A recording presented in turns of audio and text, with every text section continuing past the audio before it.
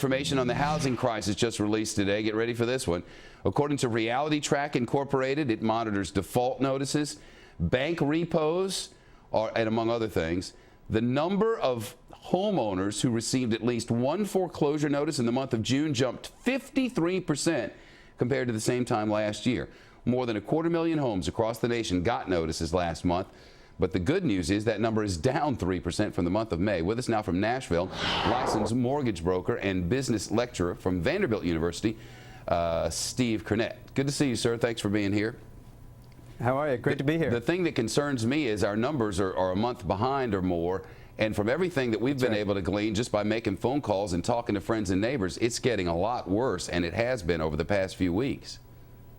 That's right. It is going to get worse. In fact, you were just quoting the statistic of it being up more than 50% year over year. But even though there's been a slight slip this month and even in the previous reporting, it's going to get worse. It's going to continue and deepen. There's some arms that are going to reset this fall. There's a lag time after those arms reset. And so the foreclosure statistics just going to keep on getting worse. It sort of begs the question of what to do about it. We've got a map that shows where the worst of it all is. Nevada, California, Arizona, Florida, and Michigan. Right. Those are the states where the foreclosure notices are the highest. We've known this for a while, but this is interesting too, showing us how many homes received at least one foreclosure-related notice. 252,363 homes received at least one foreclosure-related notice in June. 53% increase from the same month last year.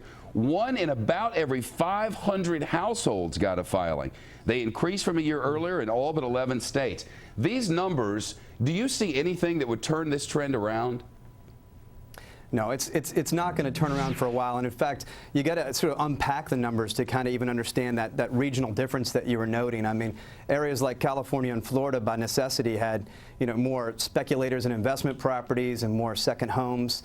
I mean, in 2005, for example, 40% of all the purchase money transactions done were second homes or investment properties. So it's natural that those areas of the country are going to experience more pain than others. And then you've got you mentioned the areas of the Rust Belt that are having some foreclosure pain. And then, of course, in Las Vegas, it should surprise no one, I suppose, that there are a lot of speculators there. And one in something like 120 people are in foreclosure there. It's not going to get better. It's going to get worse.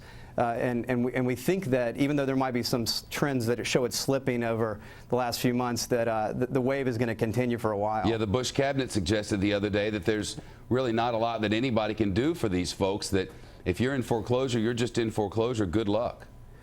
That's right. And in fact, Secretary Paulson had something really interesting to say about that this week. I mean, your story's just right on target because today on Capitol Hill, Paulson and Bernanke are talking about this very thing. Paulson said that last summer they were fighting to keep people, in their homes that were in foreclosure that wanted to be there. I mean, they were basically, he made a distinction between foreclosures where, number one, the person actually still wanted the house, and number two, they were creditworthy enough to stay there. And we have to distinguish in this sort of foreclosure wave against those who are just tossing their keys back to their lender and those who really do want to stay there.